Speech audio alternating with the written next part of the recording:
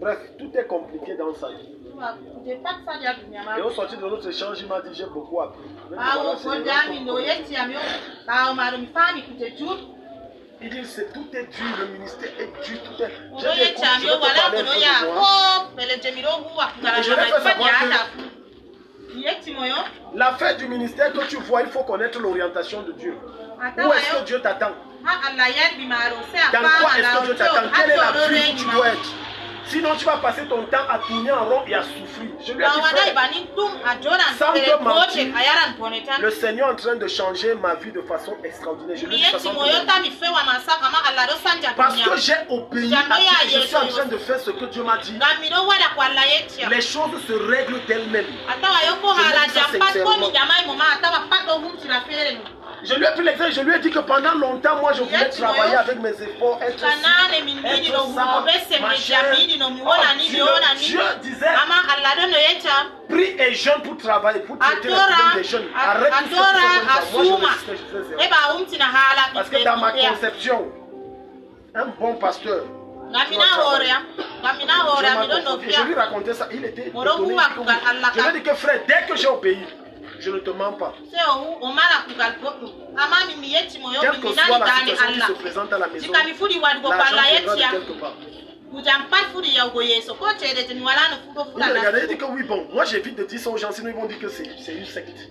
Amen. C'est pas logique. Tu passes la vie à la maison, on va dire que ça c'est une secte. Amen. Même quand je suis en train de parler, certains me regardent. Hein? C'est pas la secte. Amen. Tout ce que je suis en train de t'enseigner, c'est la voix de Dieu. Celui qui écoute la voix de Dieu a moins de problèmes que celui qui n'en écoute pas.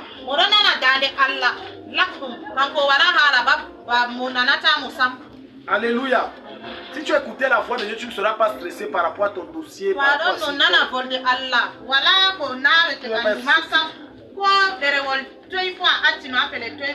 Même si c'est quel projet dans lequel tu es et ça ne marche pas, tu ne devais pas être stressé si tu écoutes la voix de Dieu.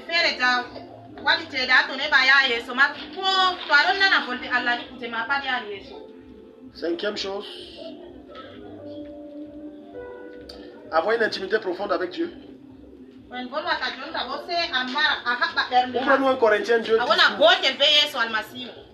Oui, sois un avec Dieu, j'aime ça. Avoir une intimité profonde. Avoir une relation profonde. Un chrétien qui a une relation profonde avec le Seigneur n'est plus victime des oppressions démoniaques.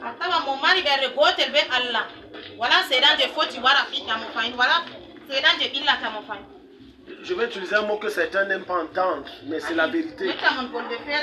Avoir l'intimité avec Dieu, ça veut dire faire l'amour avec Dieu. Faire l'amour avec Dieu n'est pas dans le sens charnel. Que voilà un Dieu que tu as créé. Ça veut dire avoir des temps intenses. Où tu es coupé du monde. J'ai l'habitude de vous dire ceci, écoutez, écoutez-moi très bien. Un homme qui a une intimité forte avec Dieu, quelles que soient les pressions, des problèmes, il n'est jamais déprimé. Il n'est jamais déprimé. Tu me regardes et tu es étonné. Je ne suis pas un esprit. Tu sais pourquoi tu n'es jamais déprimé? À force d'entrer dans la présence de Dieu chaque fois, regarde ce que le Seigneur fait. Il te décharge et il apaise ton cœur. Il te décharge et il apaise ton cœur. Pour les morts d'AVC. Pour les morts d'AVC. Jésus est mort d'AVC. C'était moi n'importe quel grand homme de Dieu dans la Bible. Aucun n'est mort de stress. Aucun.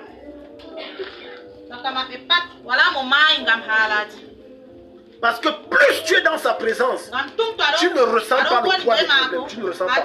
Lui se charge de ça et tu vois ces choses se résoudre seules. J'ai l'habitude de dire que je ne parle pas de mes problèmes pour ne pas attirer l'empathie ou bien la pitié. Mais ma femme connaît.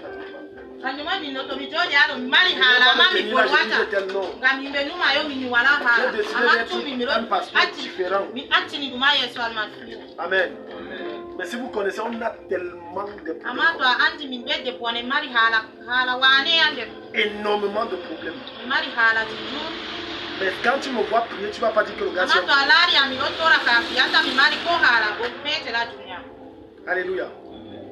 Plus tu es dans sa présence, tu ne ressens pas le problème. Le problème est là. C'est même les autres qui te rappellent qu'il y a tel problème qui n'est pas réglé.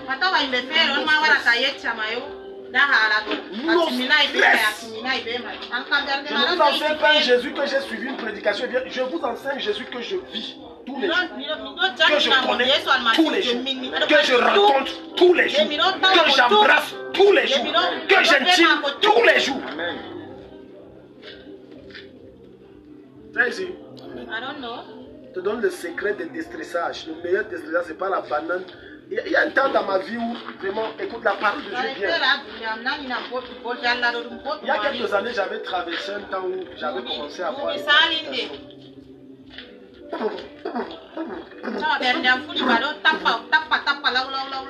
quand j'entrais dans la présence de Dieu pour prier, je ne priais pas.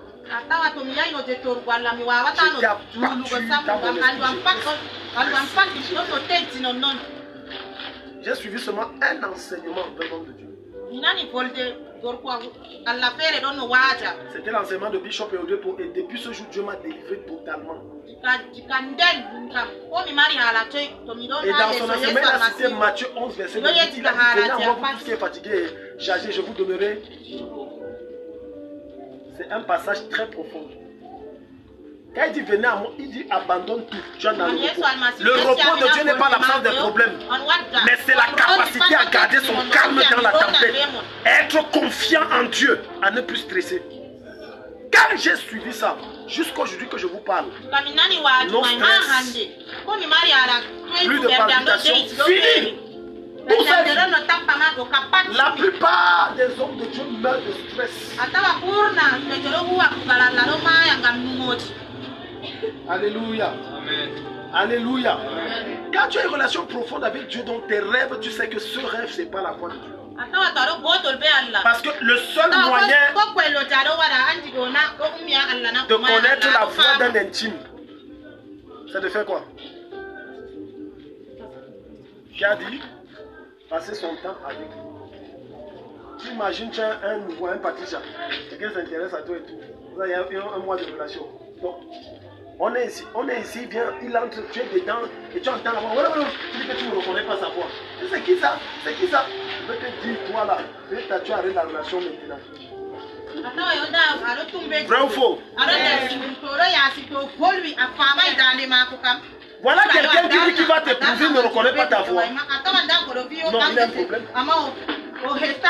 Frère Manuel, tu te rends compte, tu es ici en train d'entendre l'enseignement. D'ailleurs, tu entends la voix de la voix d'une fille qui crie et ça ressemble à ta femme. Et tu dis que non, bon, ça c'est pas ma femme. Tu ne reconnais pas la voix de ta femme. Impossible!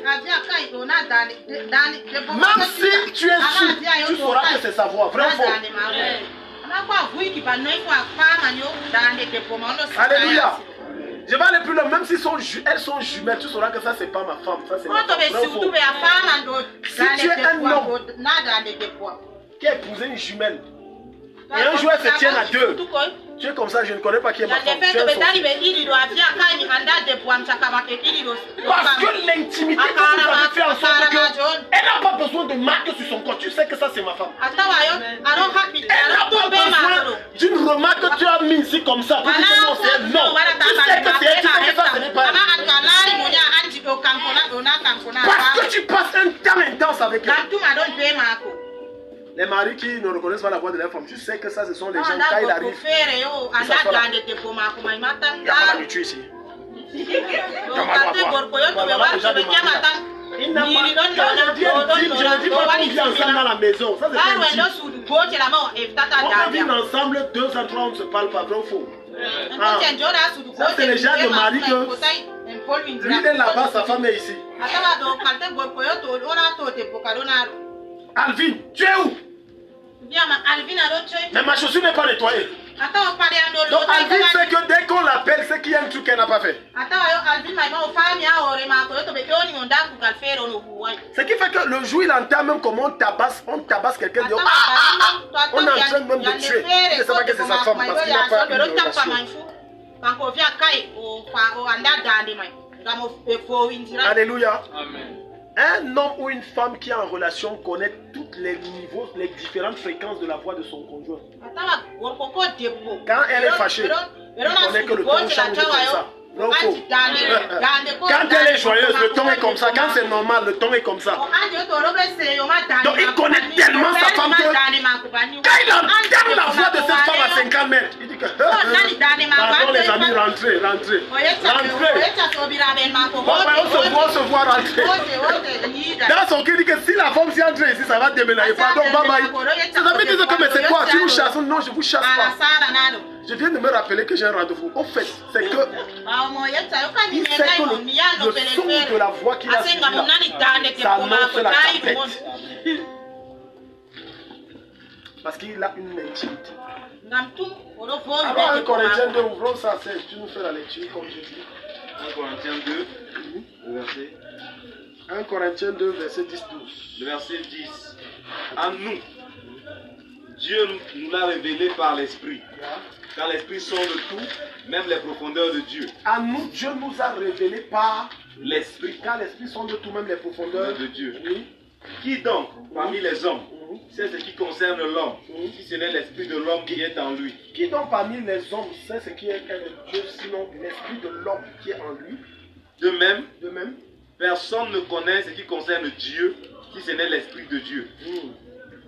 Or, nous n'avons pas reçu l'Esprit du monde, mais l'Esprit qui vient de Dieu, afin de savoir ce que Dieu nous a donné par la grâce. Alléluia. Donc regarde, il est en train de dire que de la même façon que mon esprit humain qui habite à moi connaît mes désirs, connaît ce que j'ai envie, de la même façon, l'Esprit de Dieu qui est en Dieu connaît ce que Dieu veut pour chacun d'entre nous. De cette même façon, comme nous avons reçu Jésus, nous et le Saint-Esprit, nous devenons comment?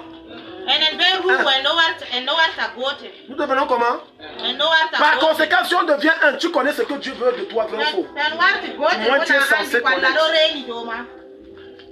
Pour que le Saint-Esprit soit capable de te révéler ce que Dieu veut, tu dois entrer dans une certaine intimité avec lui.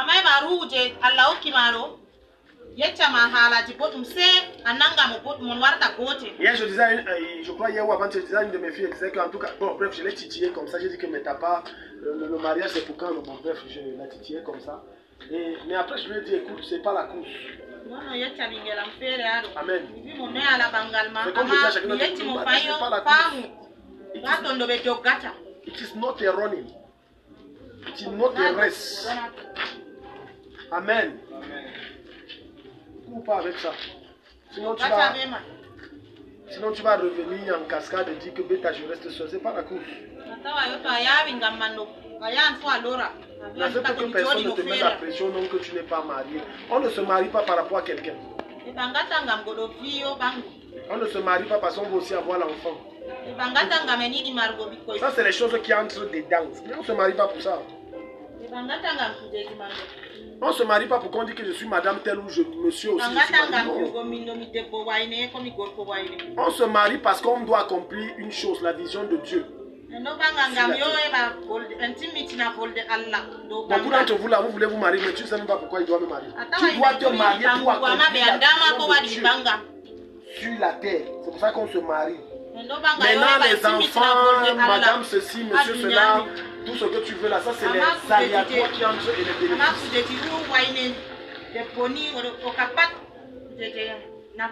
Parce que si tu te maries parce que tu veux aussi être marié, tu vas voir que c'est Mac Tyson que tu es. Alléluia. Tu vas voir que c'est Mac Tyson. Et on sait ce que Mac Tyson fait quand on ne fait pas ce qu'il demande. Amen. Non, il est beau, il est mignon. Écoute, si tu te maries parce qu'il est beau, il est mignon. Quand tu vas entrer, tu verras qu'il est le plus laid homme du monde. Il y a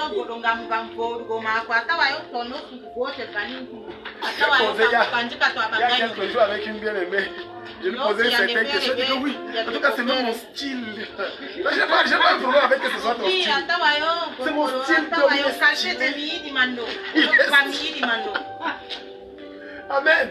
Écoute, aujourd'hui c'est ton style, mais sache que après 2 ans, ça sera plus ton style. Non, quand tu te maries, programme dans ton esprit que c'est tous les styles maintenant. Je suis sérieux.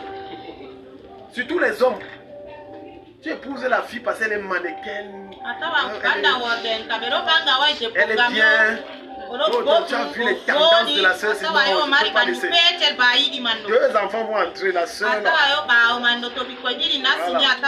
Tu l'épousais le ventre de tes plans, non? Avec 3 enfants flous. Maintenant tu aimais la voir nue. Maintenant, quand ça tombe, tu dis que cache tes machins là devant.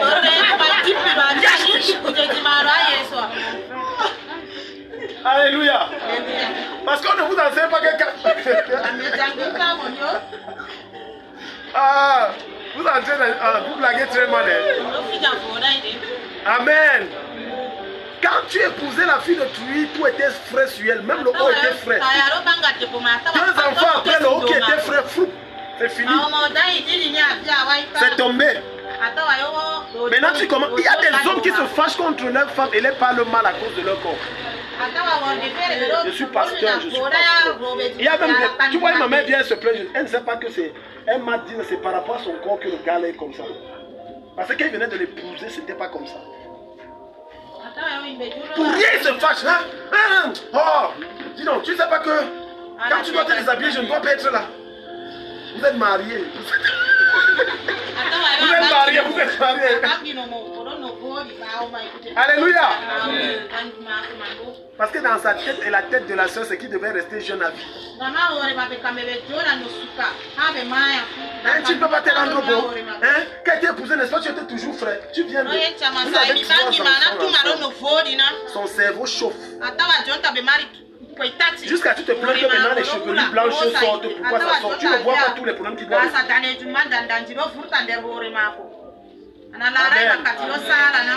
C'est pour ça que quand tu te maries, jouis des 5 premières années. Parce qu'après, jouis des 5 premières années. Parce que physiquement, il y aura une métamorphose. Tout va changer. Tu demandes à une femme de faire le régime. Son corps là ne peut pas. Mais son corps ne peut pas. Elle accouche.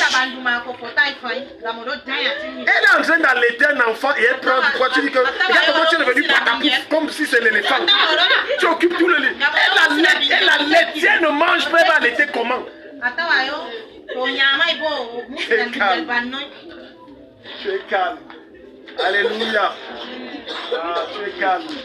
Parce que tu crois que non, on va entrer, ça sera la jeunesse à vie. C'est pas la jeunesse à vie. De la même façon, la soeur, quand elle épousait le gars là, il venait de se marier. Il dormait, il était bien. Il n'avait pas de ventre, non. Maintenant, il a un ventre plus enceinte que pour elle-même. Quand le gars dort, tout le lit vide. Ouais, Julian. Oh! Les voleurs sont venus.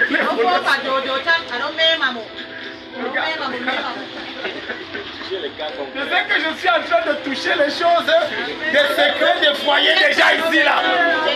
Il ronfle. Maman est obligée de créer une chambre pour mettre les enfants là-bas. Ils ne peuvent pas. Et c'est que le nouveau-né là, dès qu'il entend un bruit se réveille, donc quand il veut dormir, il dit que pardon, dors au salon. Dors au salon, pardon. Parce qu'on vous a pensé que le mariage, c'est pour le meilleur. Dans le pays, là, il y a également la métamorphose. Ton mari, quand tu vois la photo, le jour où vous êtes mariés, ventre plat, il était bien. 7 ans après, le gars est comme ça. Et la soeur a honte de marcher avec lui. Marche devant, j'arrive. J'ai les choses à faire. Marche devant, j'arrive. J'ai les choses à faire.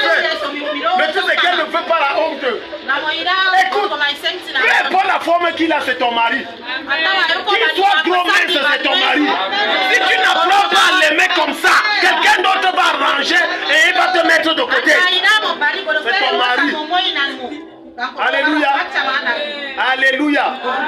Sur tous les hommes, c'est ta femme. Oh, tu ne peux pas perdre le poids. Il y a des femmes qui ont ça, la plupart. Vous devez savoir que la plupart des femmes, quand vous les épousez, elles sont jeunes là. Le corps là est bien.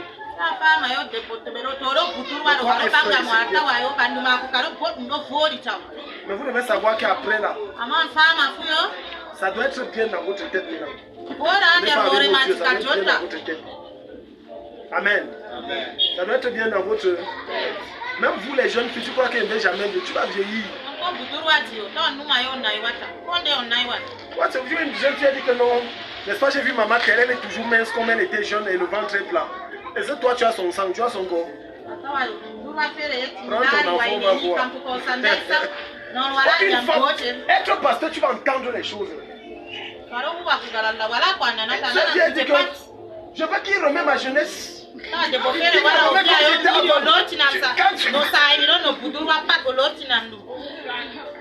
N'est-ce pas qu'elle m'a pris, j'étais mannequin, j'étais bien. Maintenant, tu vas remettre ça. C'est quoi ça? Regarde mon corps. Amen. Passons au prochain point, pardon, finissons. La confirmation du songe par autrui. Ça veut dire quand tu as un songe qui vient du Seigneur, il y a quelqu'un qui va confirmer. Amen. Parfois, simultanément, vous avez le même songe. Ça veut dire que tu dors chez toi, la personne dort chez elle. Et tu appelles, tu dis que voilà, j'ai eu un songe comme ça, tu dis que oui, mais curieusement, j'ai aussi eu le même songe la nuit.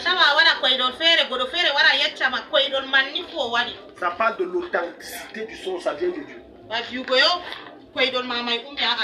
Parfois, toi, tu peux être oppressé dans le songe. Elle est oppressée physiquement. Et ça, c'est la nuit.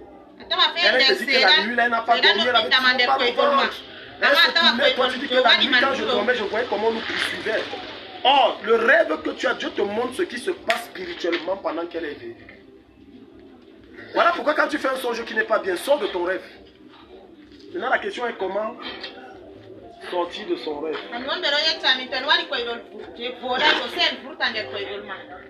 Parce que tu blagues, est-ce que beaucoup de gens sont bloqués dans leur rêve? C'est ce que on appelle le coma. Certains d'entre vous, il y a certains d'entre vous aussi qui ont peur de dormir parce que à une certaine période de leur vie, se réveiller est un combat. Tu dors. Tu sais que si je dois me réveiller, mais il n'y a pas moyen de te réveiller. Il arrive à quelqu'un. Ton réveil, tu es bloqué. En fait, tu es oppressé, on veut te tuer. La plupart des gens que tu entends qu'il est allé dormir le matin, il allait bien, il allait bien. En fait, la plupart, pas tous, mais la plupart, c'est qu'on les a tués dans le rêve. Alléluia. Amen. Sortir de ton rêve, c'est une bataille. Et c'est pour ça que je vous conseille, dans vos rêves, dites au nom de Jésus quand vous voulez sortir, c'est le mot de passe. Mais maintenant, comment dire au nom de Jésus dans ton rêve? Comment donc dire au nom de Jésus dans ton rêve? Ça revient au point que nous venons de voir, l'intimité. Ça revient encore à ça. Beaucoup d'entre vous, quand tu te retrouves dans le rêve, on t'accule, on te pousse et tu dis au nom de Jésus. C'est à cause de deux choses. Premièrement, la prière que tu as fait avant de dormir. Deuxièmement, l'intimité que tu as avec Dieu.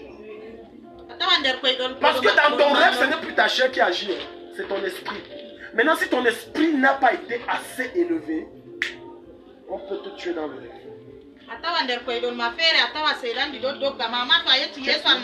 Je t'explique pourquoi tu vois parfois tes enfants. Ton enfant tourne comme ça, il tourne comme ça, il fait comme ça. Il va dire laissez-moi, laissez-moi. C'est quoi laissez-moi? Je ne veux pas, laissez-moi. Ton esprit est en train de lutter. Quand tu vois ça sur l'enfant, réveille-le. Il est encore petit, comprend pas. Avant de le réveiller, dis au nom de Jésus, lâchez-le, tu le réveilles. Avant qu'il se réveille. Je dis au nom de Jésus parce qu'en le réveillant, tu n'as pas chassé les esprits. Donc s'ils se rendent, ils vont revenir avec le renfort.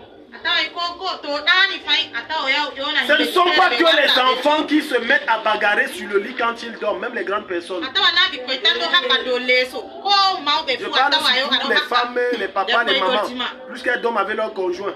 Tu vois l'homme, je ne vous donne pas. Je ne donne pas. Toi, tu crois que ce n'est pas les jeux, sauve le gars là. Et t'es vraiment en train de dire que c'est toi comme ça qu'on doit donner. Donc dis, reste tranquille. Dis que oui, c'est bien ça, c'est ta secte où tu as dit, oh c'est ta secte qu'on est en train de voir. Et il dit qu'il ne donne pas.